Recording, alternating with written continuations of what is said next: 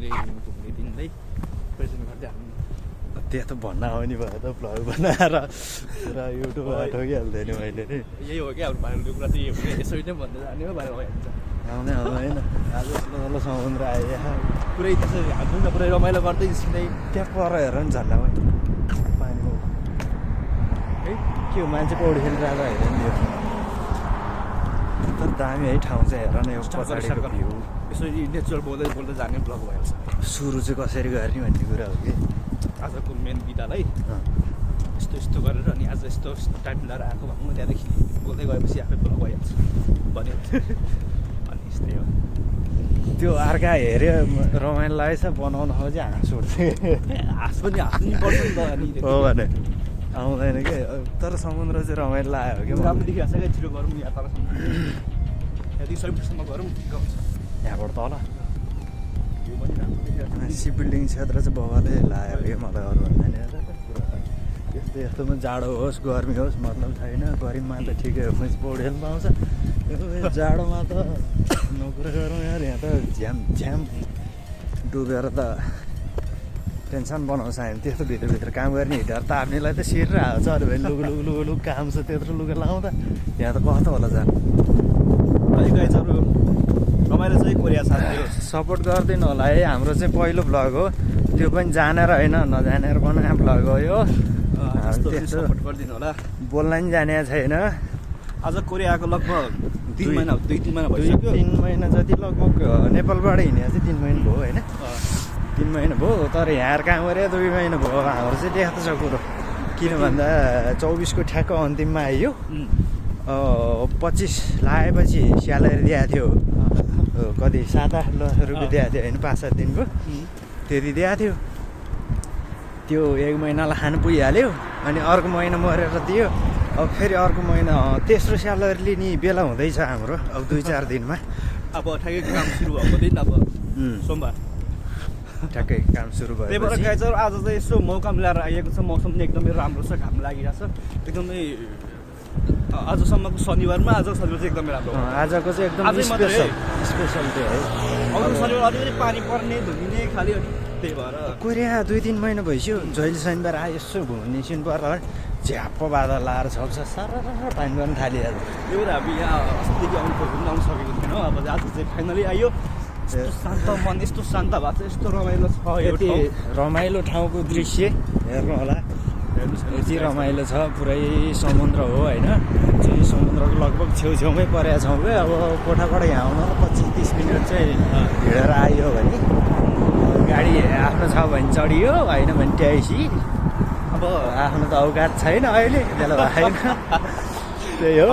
कोसिस गर्दैछौँ अब जाने यही हो बोल्ने सबैले त्यही हो अब मेन भ्लगको अब के हुन्छ कन्टेन्ट हामीलाई थाहा छैन अनि चाहिने के भन्थ्यो त्यो बिर्स्यो कि मैले जस्तो पनि हामी नेचुरल बोल्दैको साथी गफै हान्न आउँदैन कि मेन कुरो गफै नत्र त 1 घन्टा गर्लफ्रेन्ड भइसक्यो थिएँ के हुन्छ होइन गफ हान्न आइस त्यस्तो हुन्छ कहाँबाट कसो गरेर उछिटेर कोरिया चाहिँ आइया छ है त्यति हो नत्र त अलिअलि त भएर नि भाग्य भएर नि है के हो नत्र त नेपालै नलो परिरहेको हुन्थ्यो होला यतिखेरसम्म आउनुहोस् है यहाँ मजाले गर्लफ्रेन्ड बोयफ्रेन्ड बसेर है यहाँ आनन्द चिया खाँदै कसरी चिया खाँदै बस्यो नि भयो यता यो भ्यू हेरेर बस्यो नि भयो अनि एकदमै रमाइलो के मेन त अब यहाँ जस्तै हाम्रो एड्रेस पनि भएको छौँ अहिले हामी चाहिँ ठ्याक्कै साचन्चीको हाम्रो साचन्ची एरियामै हो अनि त्यसकै आज यो पर्छ यहाँनिर वरिपरि हुनुहुने साथीहरूले त अब देखिहाल्नुहुन्छ अथवा यहाँ कोरिया हुने साथीहरूले पनि भिजिट गरिहाल्नु एकदमै रमाइलो ठाउँ रहेछ त्यस पछि गर्मीको बेलामा चाहिँ शीतल ताप्नलाई चाहिँ एकदमै बेस्ट छ तर यो ठाउँमा नेपाली कमै छ भने कमै होला क्या नेपाली चाहिँ अलिक कमै रहेछ कि हाम्रो यताको एरियामा अनि त्यो भएर एसियन मार्टतिर जाँदा नेपाली सामानहरू लगभग कमै पाइन्छ क्या खासै धेरै पाइन्न किन भनेर सोधेको नेपालीहरू खासै आउँदैन त्यही माथि भाडा महँगो पर्छ भनेर कुरा गर्दै थियो त्यहाँ एउटा एसियन मार्टको पसलको साउनीले किनकि हामी आएको पनि विगत 2-3 महिना भइसक्यो अहिलेसम्म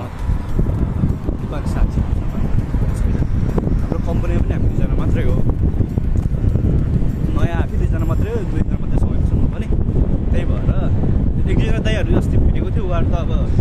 पहिला नै आउनुभएको रहेछ तर स्टुडेन्टमा रहेछ त्यहाँदेखि अरू चाहिँ अहिलेसम्म थाहा छैन है भेटेको पनि छैन यताउता पनि कतै भेटेको पनि छैन त्यो एकचोटि चाहिँ हामी मार्गमा छिर्दाखेरि दुईजना नेपाली केटाहरू थिए क्या जस्तो लाग्यो त्यो गफमा हेरेको थिएँ जस्तो चाहिँ लाग्यो तर हुन्छ होला तर खासै बोलौँ जस्तो चाहिँ नगरी त उनीहरूले नि अब विदेशी नै भन्दा नै होला धेरै चाहिँ छैन कि धेरै चाहिँ छैन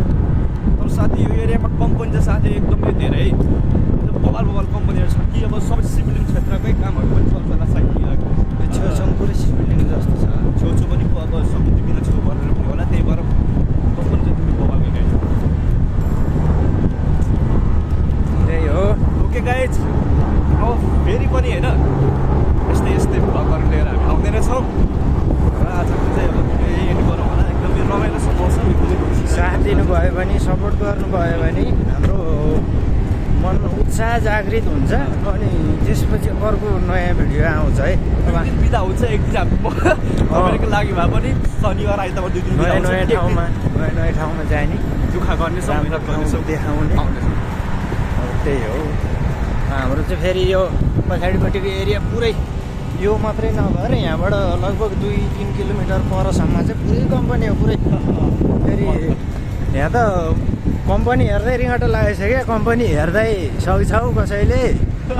यस्तो यस्तो डेन्जर छ नि हाम्रो कम्पनी पो यत्रो देश छ यो अरू कम्पनी अगाडि हाम्रो त खतरा खतरा कम्पनी हुँदो रहेछ नि यहाँ हाम्रो नेपालमा त एउटा बिस्कुट फ्याक्ट्री त्यति हो त्यही भएर नि देश खासै हाम्रो चाहिँ उम्लाइ नसै हो यो चाहिँ दुःखको कुरो छ हावा चल्यो गाइज हावा चल्यो के सुनिएर राम्ररी यहाँ त उनी बनाउनु बाँकी रहेछ त रमाइलो त्यो पानी भएको त्यहाँ चाहिँ जानु पाइएन कस्तो रमाइलो छ अझै त जङ्गलमा थियो यो पारी हो कि त्यो पारिपट्टि हो त्यो एउटा के भनेर आएको थियो कि यतै पारिपट्टि जस्तो लाग्छ मलाई घुम्ने ठाउँ छ कि पारिपट्टि एक ठाउँमा Hey there. Subscribe to my channel. And also press this bell icon. Jay Nepal